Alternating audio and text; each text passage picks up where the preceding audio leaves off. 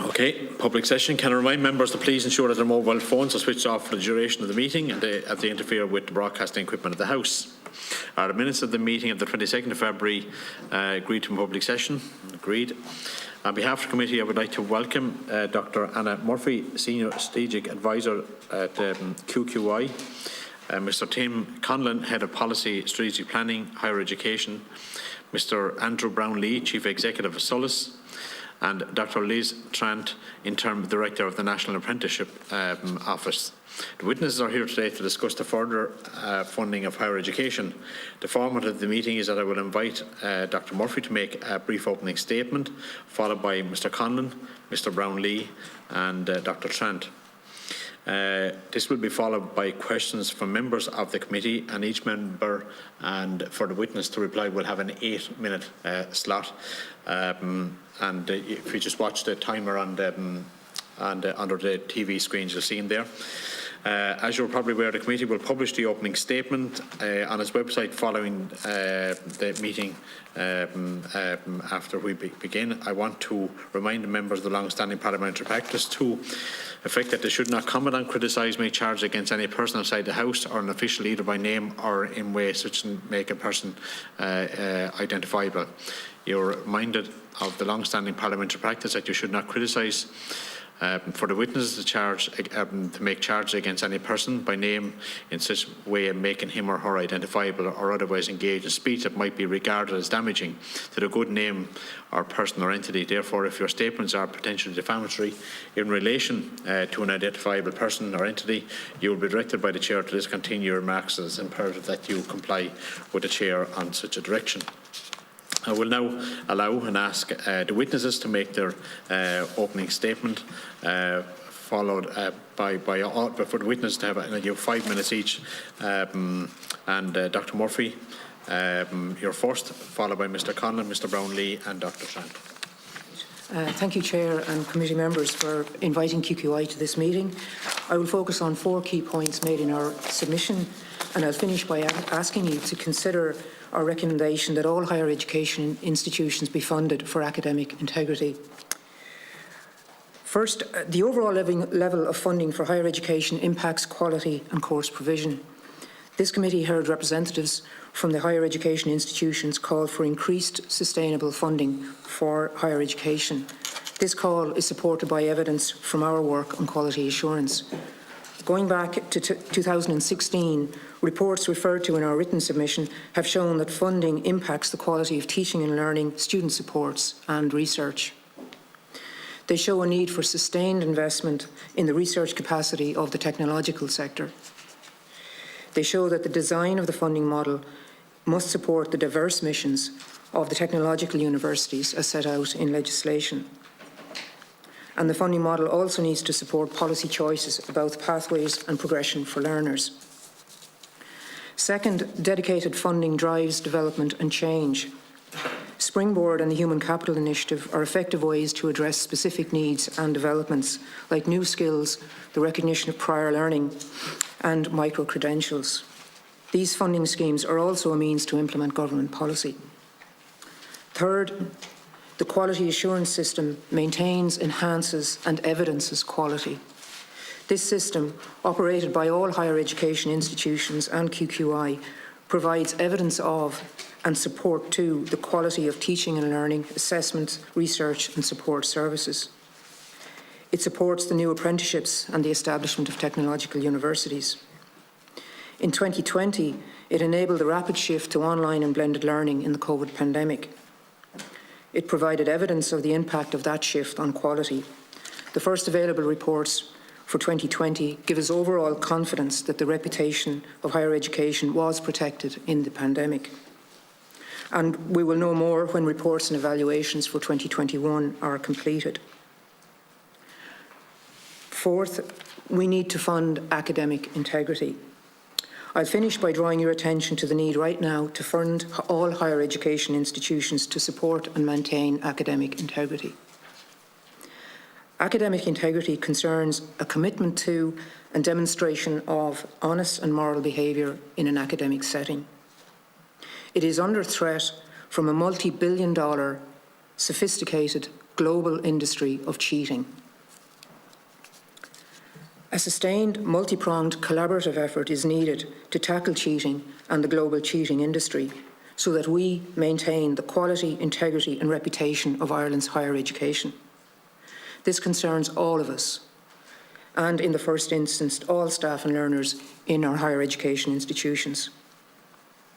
Dedicated funding can underpin the significant steps we have taken in Ireland in three main areas. One, legislation to enable QQI prosecute contract cheating, or SA Mills. Two, collaboration between higher education, staff, students and stakeholders in the National Academic Integrity Network, a network which raises awareness, develops guidelines and resources and provides training. And third, engagement with international experts and agencies to inform, alert and detect cheating. Now it's our higher education institutions that need direct funding to implement guidelines, to support all staff and students, to gather data and to provide dedicated resources, training and research in areas like detection and artificial intelligence. QQI strongly recommends that this be provided through the recurrent grant model and targeted initiatives so that all institutions can embed academic integrity as a core part of their institutional culture. Chair and committee members, by working together, we can uphold the reputation of our higher education system. Very much. Mr. Conlon. Chairperson, members of the committee, my colleagues and I are pleased to assist the committee in its consideration of topics referred to in your letter of 14th February last. On the matter of the future funding model for higher education, the HEA review of the allocation model for funding higher education institutions, carried out in 2017, noted how higher education plays a critical role in the development of our people, providing a skilled workforce to meet economic and societal needs, including the need to support lifelong learning for all. The importance of investing in higher education has been recognised by successive governments, leading to higher levels of participation and broadening of access over recent decades. This includes the provision of additional places in recent years to meet increasing demand. The 2017 HEA report recognised that Ireland's higher education needs are met through a diverse range of regionally dispersed institutions of different scale with different specialisations. Since then, higher education continues to change nationally and internationally. Modes of delivery are being refreshed and renewed to offer greater and more flexible approaches to meet the needs of a broad cohort of learners. The funding approach will therefore also need to change. The development of technological universities has seen the emergence of 5 new institutions of significant scale with regional, national and international relevance. The objectives of the technological sector reform are to raise standards, to deliver better quality outcomes for students and other stakeholders, and to enhance the performance of the sector. The reform of the sector will increase the scale, critical mass and quality of institutions, allowing them both to respond regionally and compete on the world stage with other comparable higher education institutions internationally. The 2018 TU Act has set out an ambitious agenda for these new institutions. This is intended to improve research capacity, resulting in a deepening of research-led teaching and learning excellence, including at apprenticeship and postgraduate levels. Research fields will be extended and a greater capacity will be developed within the technological universities to serve national and regional strategic objectives, including linkages with the European research area and the European higher education area. I should say that apprenticeship provision is an integral component of the activities of the higher education sector, with over 60% of off-the-job training in craft apprenticeships and 65% of consortia-led apprenticeship programs being provided in the higher education sector. The technological university legislation specifically references apprenticeship provision as a core element of the future development strategy of technological universities. Meanwhile, within the traditional university sector, as you might call it, apprenticeship provision is also becoming a mainstream activity, as universities such as the University of Limerick are leading out as education partners in several consortia-led apprenticeships. Apprenticeship programmes are available in the higher education sector from level 6 to 10 on the National Framework of Qualifications. The sector has developed significant progress pathways for apprenticeship graduates within its traditional course offerings. In terms of access initiatives, The National Access to Apprenticeship initiative developed by TU Dublin, and which is also going to be rolled out by Technological University of the Shannon, supports the transition of young people from disadvantaged backgrounds into an apprenticeship scheme. This programme has been hugely successful, with many participants from the initiative progressing onto full apprenticeships. Since 2017, recurrent funding provided for apprenticeship provision in the higher education sector has totalled 216 million, and a total of 35.5 million has been provided in capital investment to cater for the expansion of apprenticeship capacity in the higher education sector. The HEA is also deeply committed to the national priority to achieve equity of access in higher education. The establishment of the programme for access to higher education is an investment of 40 million over 6 to 7 years and is funding projects through 3 path strands. The enhancement of equity of access statistics through the collection of deprivation index scores for the student population, now in its 3rd year of data collection, provides a more detailed and accurate insight into the socio-economic profile of our student population, more than was ever previously possible. The strengthening of universal design for learning in higher education that supports a more inclusive learning environment and practices for all students has been achieved through measures including strategic funding for projects in UDL. A range of COVID-19 interventions to support vulnerable and disadvantaged students impacted by the pandemic have also been put in place. Over the lifetime of the National Access Plan, there has been some progress in participation rates from students who have experienced low participation rates, most notably for students with disabilities. However, for students who are members of the Irish traveller community, students who are socio-economically disadvantaged, and for mature students, the data shows us that a significant challenge remains in increasing participation rates. I know I'm tight for time, Chair, so I'll finish up on that. Just finally to say, on mental health and wellbeing supports, this has been a HEA and department priority over recent years, particularly as a response to the impacts of the COVID-19 pandemic. Thank you. I look forward to your questions in the conversation this morning. Very much. Mr. Brownlee. On behalf of Solace, I would like to thank the Chair and the Joint Committee members for the opportunity to speak with you today and discuss issues around the future funding model for higher education, including development of apprenticeships. Solace's responsibility for funding, planning and coordinating further education and training in Ireland, which we refer to as FET. Through the Education and Training Boards and other providers, the FET system offers access to a wide range of learning opportunities and supports in every corner of the country, regardless of background or formal education level, and a learning pathway to take you as far as you want to go. It currently serves a base of around 200,000 unique learners every year. Solace also has statutory responsibility for oversight of the national apprenticeship system and serves as the coordinating provider for craft apprenticeship in Ireland. We're currently working with the Department of Further and Higher Education and the Higher Education Authority to establish a jointly managed national apprenticeship office. The issue of future funding for higher education cannot be separated from the issue of support for further education and training and apprenticeship. Currently, over 70% of school leavers in Ireland choose to enter higher education directly as their future pathway. While our high levels of higher education participation serve as a real attribute which enhances Ireland's global reputation, there is now a case for a more balanced tertiary system with an enhanced role for further education and apprenticeships in line with most other international systems. Transforming Learning, the Future FET strategy, sets out a clear roadmap for the development of the system which centres on 3 core pillars of building skills, fostering inclusion and creating pathways. In addition, the strategy includes a core group of enabling themes to support and underpin the vision and strategic targets for the Future FET agenda.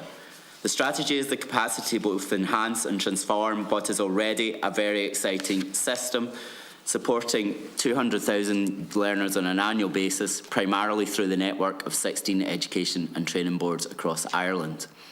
Within the Pathways pillar, it seeks to build the contribution of FET by building greater links between school and FET, within FET, and from FET to higher education.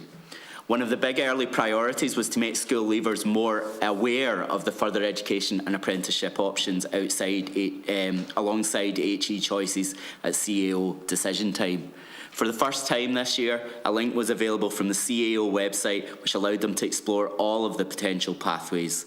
To date, around 35,000 linked to either apprenticeship or further education and training information as a result of visiting the CAO website, which we hope will lead to increased demand for these options.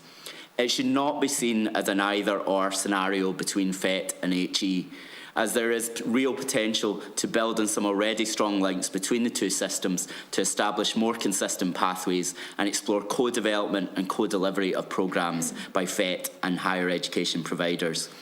Indeed, there is evidence that for a cohort of school leavers, having the foundation of a FET experience prior to entering higher education significantly increases their chances of completing their degree. In apprenticeship, there have been very encouraging signs in 2021 of increased interest in the 25 craft and 37 newer apprenticeship opportunities. There were over 8,600 new registrations during the year, with an overall apprenticeship population of 24,212 in December, far outstripping pre-pandemic levels in 2019, and an encouraging sign in seeking to meet the National Apprenticeship Action Plan target of 10,000 per annum in 2022. Of course, the pandemic had a significant impact on craft apprenticeship provision, with HE and FET facilities closed for 9 of the first 15 months, and the system only able to return to full capacity from September last year. This created a significant waiting list at the end of the summer, but an emergency action plan has been put in place, with 7,000 apprentices already back in off-the-job training, and the vast majority scheduled to be back by the end of the year. The emergency plan included a blended delivery model, which allowed us to move to 3 intakes a year rather than 2 for Phase 2 apprentices, capital investment and more instructors to expand capacity across Phases 2, 4 and 6, and fast-tracking the Phase 7 qualification period. Continuing to expand capacity remains a critical priority of Solace, not only to ensure that new registrants are able to access off-the-job training in a timely manner, but also to ensure that capacity exists to meet significant national challenges around housing for all and climate action. It is also important that funding remains available across both FET and HE to develop new ideas for apprenticeship. While the apprenticeship system has developed significantly since the first action plan was launched, there's scope for more HEIs to become involved in the development of new programmes. There also exists major untapped potential in developing further apprenticeship programmes across FET. I hope that this provides a brief overview of the issues with regard to higher education funding that are relevant to FE and training and apprenticeships. I would like to thank the committee for their time today and look forward to further discussion on this matter. Gaurav Milamaga with Golair. Okay, Dr. Trent, and the first witness, our first question up will be Senator Fiona Lachlan after Dr. Trent, okay? Good morning, all. Thanks to everyone for the opportunity to contribute to the roundtable discussion today on the future funding of higher education and the key areas for consideration in this regard.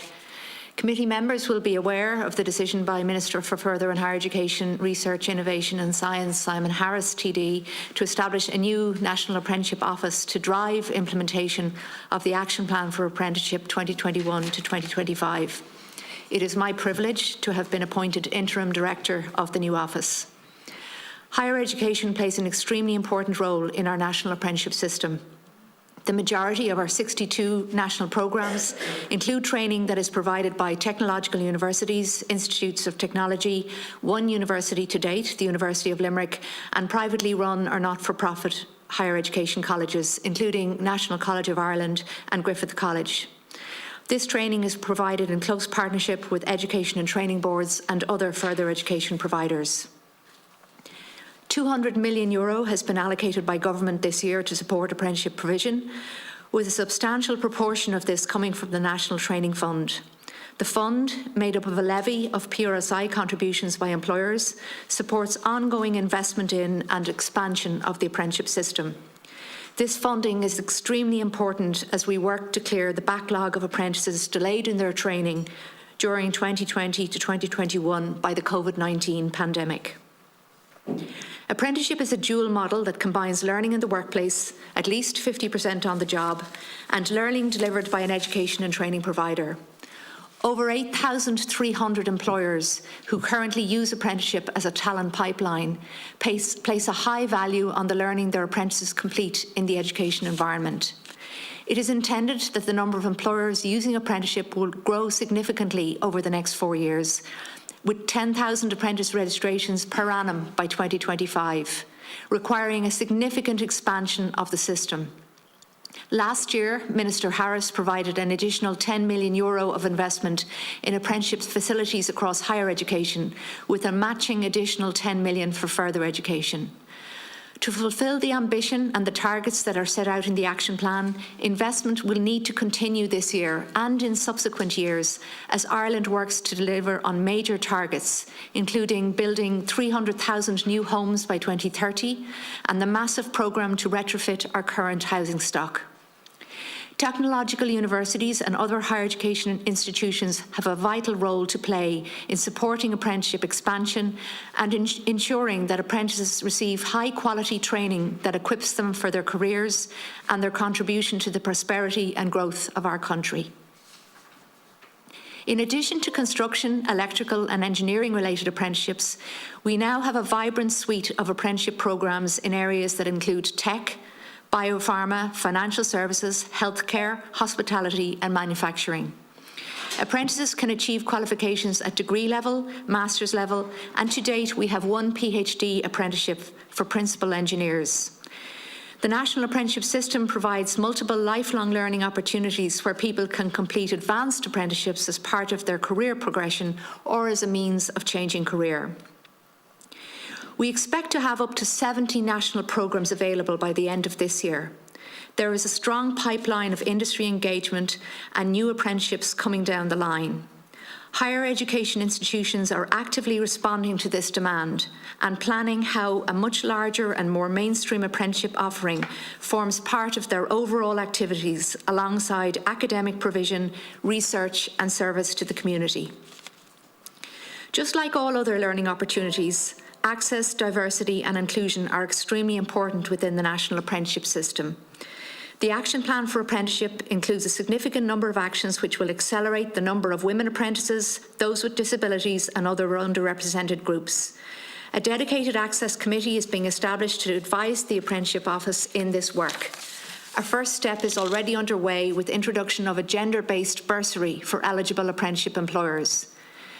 Progress has also been made in promoting positive mental health within the apprenticeship community.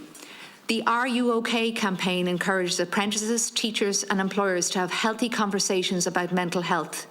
Resources are available on apprenticeship.ie, including great short videos made by apprentices talking about their own experiences and encouraging each other to ask on a regular basis, "Are you OK?" A second phase of the campaign is getting underway shortly, with great support from the higher education community. I look forward to the discussion at today's roundtable session. Thank you for the opportunity to talk about apprenticeship within a progressive and vibrant tertiary education system that we are working on for now and into the future. Gaurav Mahagwiv Galer. Thank you very much to the witnesses. Our first member's question is from Senator Fiona Lachlan, who is swapping places with Deputy Paddy O'Sullivan, and Senator O'Loughlin will be followed by Deputy Rose Conway-Walsh. Senator O'Loughlin, you have 8 minutes. Okay, thank you very much, Chair, and thank you all very much for your very interesting contributions, and it's great to see a lot of positive work in the areas that you represent. In listening to Dr. Murphy, I was interested in, and it was probably the first time that I had looked at it in detail, the whole area of academic integrity, which obviously is crucially important both to our reputation nationally and internationally. So it was really interesting to hear that.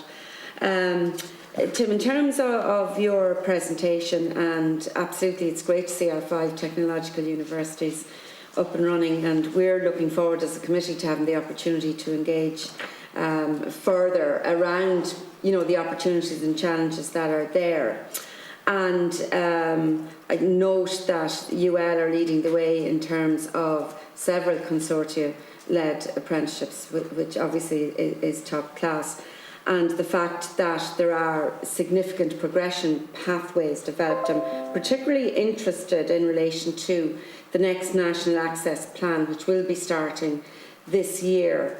And maybe you could enlighten us in terms of what will differentiate the previous plan with this, because obviously in terms of equity of access to those from marginalised backgrounds, those with disabilities, and that's something that we have discussed here before, the lack of progression sometimes for people with disabilities into further education. You might also maybe address the digital divide, which became very obvious during COVID, and how the proposals that you would make around that. Andrew, it's good to see you again at this committee. And you mentioned about 35,000 people had particularly visited the CAO link in with apprenticeships. I personally think that this could be really changing because I think a lot of previous concerns were just about that parity of esteem, and I think this is addressing it. I think it's great. When are you going to be in a position to quantify how that has turned into practical measures? I think it would be really good for us as a committee to get an update at that point in time. I completely agree, when you say that funding for further education and apprenticeships cannot be separated from higher education funding. They all absolutely have to be the same. And Dr. Trant, you're talking about the strong pipeline available. Most definitely the earn as you learn model. I think the message is getting out now. I really do. I think in the last even 12 months, there's a lot more about that. But you're talking about, 8,300, and then that has to grow to a minimum of 10,000. And I acknowledge and accept that there is a good engagement with the business community. But what are the challenges from the business community in terms of making this greater? What do we need to put in place, not just from the Education Committee, but in terms of at a broader level? I think that's important. And then just very briefly, obviously the student loans were mentioned in the Cassell's report, so just wondering what your views are in relation to the different models that were presented at that. And maybe you just might mention about the on-campus need to develop accommodation, because obviously that's something that's really important for all. So thank you very much, Chair. Over to the witnesses. Okay, Senator, whoever wants to go first. Mr. Conlon, I call on you first. Okay, thank you, Senator. That's very useful, and indeed your point around about the development of the National Access Plan, that is a process that is in train with the Minister and his department, and the HE have consulted on that. In terms of the issues that are emerging, and some of them are cross-cutting, because you've mentioned the technological universities, for example, and the role they will play and so on. In terms of the cross-cutting issues that are emerging, financial supports for students is one of the key areas for us.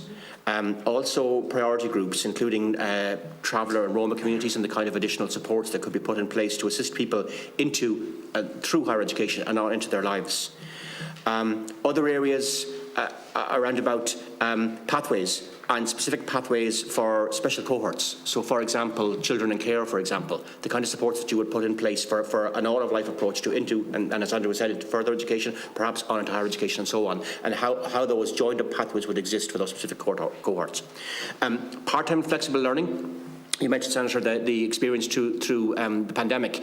Much of the system had to pivot to online provision, and we're trying to leverage the learning from that. How did we teach and engage with students in a different way in an online environment? What did we learn from that? How can we use that knowledge to develop new programmes or parts of programmes?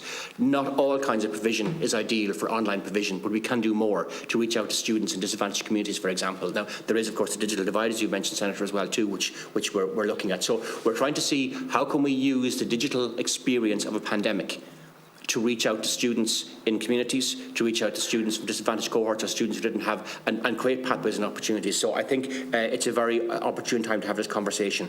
Part-time and flexible learning, we haven't been excellent at it in Ireland. We don't have a strong tradition on that. We have a sort of 9 to 5, 3-4 year degree programme is more common, and we need to do more in terms of developing flexible pathways. But I do think now is a very good opportunity to do that and to look at that. And we are developing a programme currently to invest in the technological universities in particular, to have them look at what can they do now in a new way, what will mark them out as different to traditional institutions. And I think that the flexible, the universal design for living principles, all of those kind of things are something that those institutions can take on as a particular mission. So I hope that's helpful, and thank you for those very helpful questions. Mr. Brownlee. Yeah, thanks very much, Senator. I mean, I totally agree. I think it is a potential game changer, you know, because what we were constantly hearing up till now is that further education options, apprenticeship options, are really only an afterthought if you don't get the points to get into higher education. And really, this is the first step in trying to make sure that everyone has all of the choices on the table. In terms of whether we'll know if it works, so at the moment we know it's created a level of interest in those different options. The CEO change of mind process is only just closed. Really, the full impact we're not going to know till August, September, when Leaving Cert results are out and then people finalise their choices. But we should have a good gauge in April and May, because we're already hearing anecdotal stuff from the kind of FET colleges that more and more people are coming to them. They're entitled to apply for our courses at the moment, but there's no incentive to do so because the higher education process is still working through. I think we'd be able to give the committee an update on the sense of demand for FET courses in April or May, and then a full kind of review of what the impact was, I think, when choices are confirmed in September, October. I mean, I think it's a big part of this is kind of changing the culture around and helping people to make smarter choices. It shouldn't be about capping numbers in higher education or fixing numbers in further education and training. There's real potential just to give people better information. And I think there's real potential to look at FET to HE pathways as well. So you could start off in further education and then progress into higher education degree programmes, and that's something we're working actively with QQI and HEA on as well. So. Dr. Trant. I might start just on the CAO matter that the Senator raised. Just one other indication, I suppose, of the impact is we've got a lot of contact from guidance counsellors and from regional skills representatives saying that they have more and more young people now looking for apprenticeship options, and the challenge is finding employers. And we know we have this matching challenge all the time. We have a portal where employers can advertise vacancies, but the numbers are relatively small that use that. So we're looking at how maybe on a county or a regional basis we can actually start to put out better information so that young people and in school can actually genuinely see and find an apprenticeship opportunity. So that's something that's been actively worked on at the moment. Just in terms of what's in place for the business community, that 8,300 already using apprenticeship, a lot of those employers are really positive and talk about their experiences in a very positive way. And that's been a big plank of Generation Apprenticeship and the promotion of apprenticeship opportunities. We have the employer grant introduced this year for the newer apprenticeships, where there's €2,000 per apprentice per year, which I think is going to be a big help for all those apprenticeships where there isn't a training allowance. And I think the other big thing, and we started the work on it, is to make the whole system much more accessible for employers. We have a portal there, a technology solution for employers. They can go on, they can see how many apprentices they have, how they're getting on, and we really need to build on that and make that much more streamlined and much more, I suppose, technology-based in terms of how employers engage with the system. So I think there's a lot of work to be done. There's a kind of a big agenda of work now, through the new office, I think that the plan is over the next 12 to 18 months now, we'll see big steps forward to support that much greater number of employers who are choosing apprenticeship for recruitment of their talent. Thanks, Senator. Okay, brief comment, because we are. Go ahead, you're okay. Oh yeah, sorry. Thank you, Chair. On academic integrity and dealing with contract cheating, can I ask you maybe to consider, we would welcome an opportunity to work with yourselves to engage with some of the digital platforms like Facebook, Twitter, Google, WhatsApp, Instagram, in identifying advertising, in pulling down or taking down service providers who either advertise or provide contract cheating. And we really need a collaboration and working together to get some movement on that. If I might say, Chair, on the apprenticeships, QQI is undertaking an important review of the consortia-led apprenticeships, 37 of them, and that will show some learning. And we can use that to inform the next stage and improve and work more efficiently, perhaps, or hopefully, in designing and rolling out apprenticeships, and importantly in making sure that they are sustainable over the period. We're also working on improving Qualifax, which is an important information platform on options for students, particularly now in the further education space, but also obviously apprenticeships in higher ed. So that's it. And yes, we do continue to work with Solus and others on improving the pathways and on leveraging the benefit, the qualification system, which provides transparency and information and support to everybody who wants to progress through into and on in higher and further education. Okay. Thank you very much, Senator Lachlan. Next up is Deputy Rose Conway Walsh, followed by Carol Nolan, Deputy Carol Nolan, then Carol Nolan, followed by Deputy Mark O'Connell. So Rose Conway Walsh. Mary Liz, can I ask you, before it slips my mind, how many apprenticeship places are available through local authorities across the state? I don't have the answer on that, Deputy, but I can go back to you on it. I know there's been a big drive to work on that and increase that, and there's a target of 750, public service, apprenticeships, over the period of the plan, which will include local authorities. Yeah. I really want the local authority figures, and why I do is because I think there's opportunities there for the craft apprenticeships in particular. And every time I ask the question of a local authority, I can't get an answer. And I think we need to look at the baseline that we're looking at there to be able to do it, because I do think that they have a responsibility to not only talk the talk, but to walk the walk. And it's in their own interest in terms of having skilled staff in each of the areas that will live in the areas and all that. It's an ideal opportunity. It would be really good if you could maybe let us have, as a committee, to have those figures on the local authority. It doesn't matter if it's zero, well, it does matter, but I mean, at least we know what we're working towards, and we can set proper targets specifically for local authorities. I'm interested in. Thank you. Obviously the others are important too. So that was just while it was on my mind. And Andrew, it was good to see you in ACL yesterday. I thought that was a great launch of ACL outdoor education. There's huge opportunities there, and obviously the strategy needs the funding to go with it, but you could get the energy and the dedication to making it a success. And I think, as I said to you yesterday, I see real potential there for an all-island approach to that as well, for attracting students from the north for outdoor education as well. And the benefits of that won't be just academic and educational, but also the exchange of experiences and the understanding in the whole peace and reconciliation process that we're trying to achieve across the island. So congratulations to everybody involved in that. Now, for the HEA, in your opening statement, you stated that the reform of the technological sector would allow technological universities to both respond regionally and compete on the world stage, and that the 2018 Act set out an ambitious agenda for these new institutions to improve the research capacity, resulting in the deepening of the research-led teaching and learning excellence.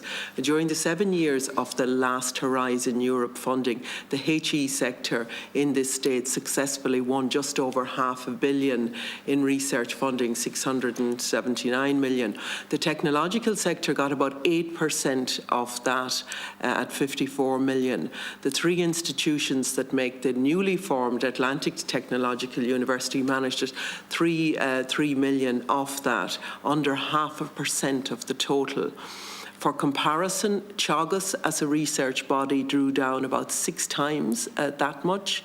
So my question to you is, how do we design a funding model that positively discriminates towards the regions that are not at the same level in terms of research and development, and the overall available funding is split 60-40 between the traditional university and technological sector. So how do we create a unitary system there where the technological sector receives a greater share, and higher education indeed receives a greater share, or are there other approaches that we need to look at? And in terms of the regional disparities, again, the CSO figures last week tell us that the gap is now 3 times wider than it was 10 years ago.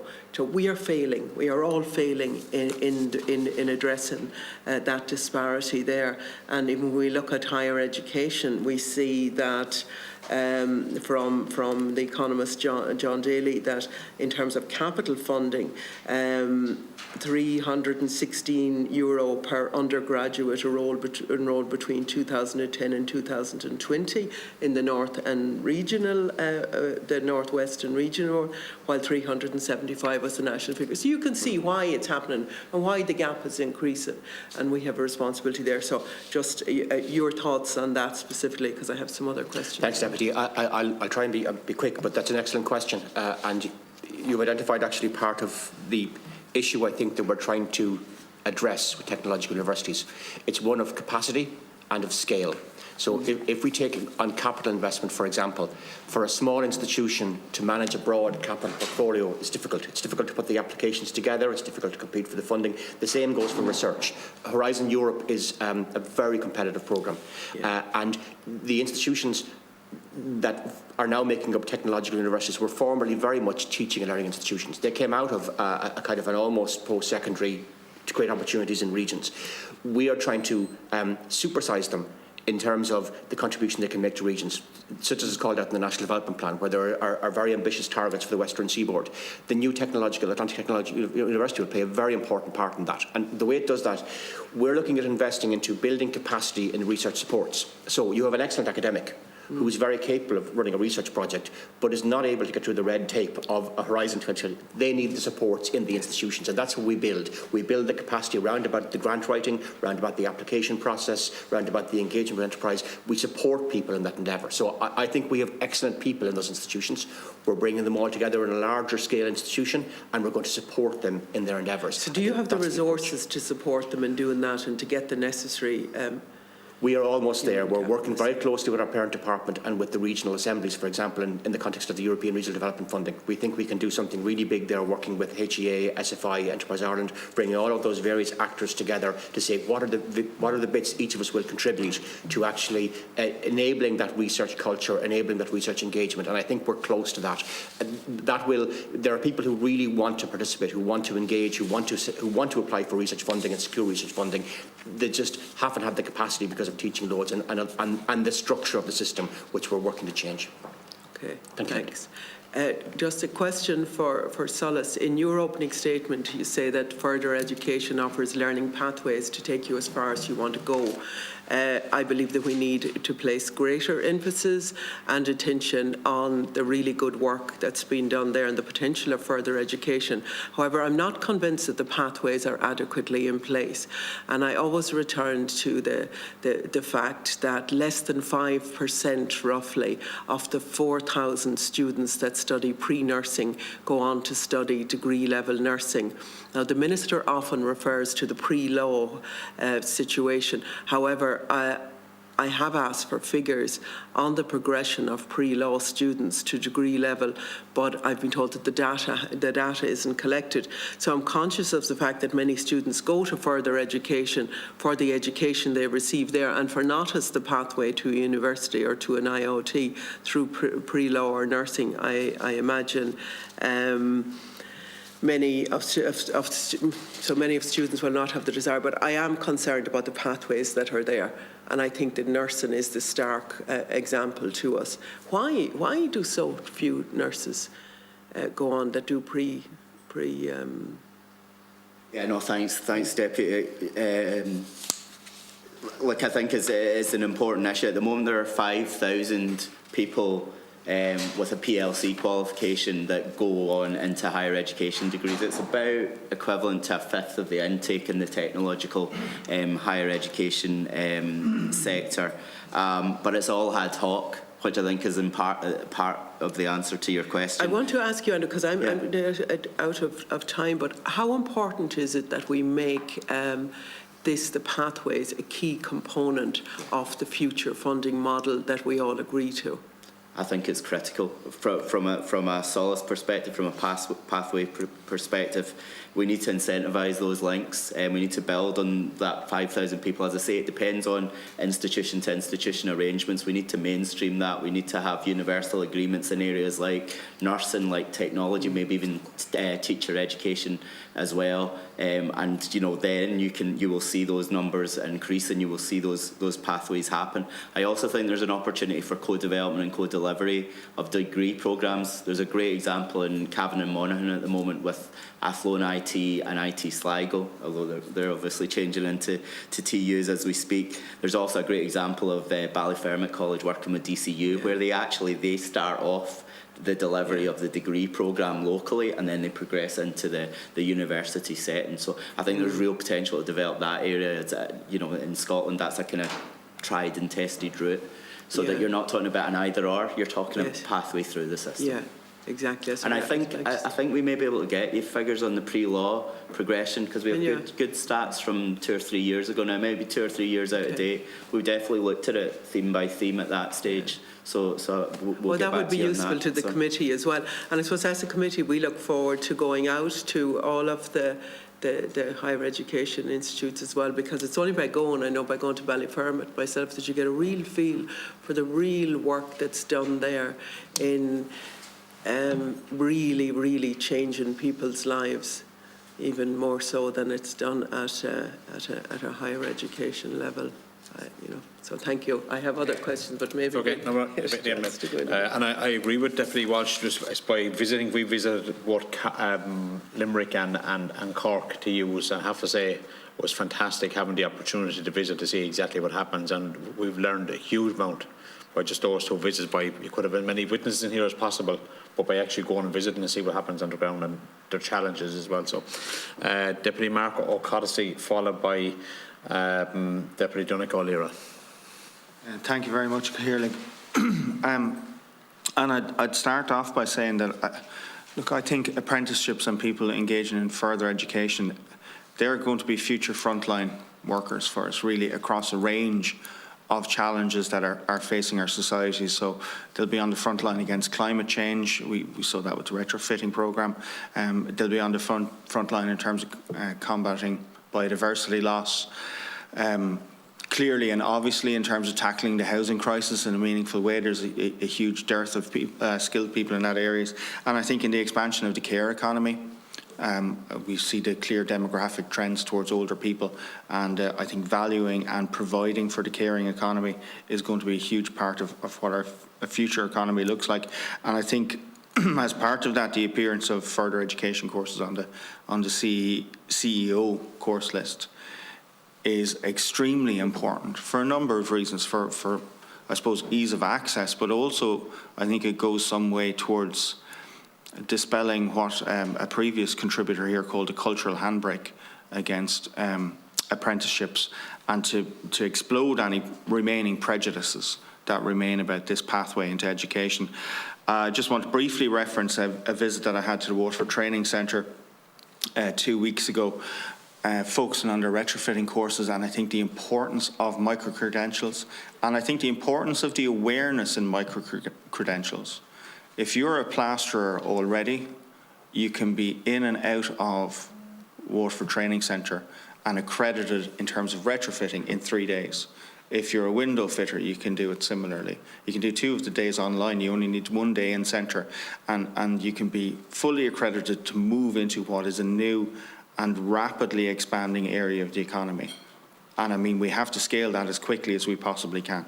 It's critically important. I welcome what Vincent Cannan calls the long ladder of opportunity.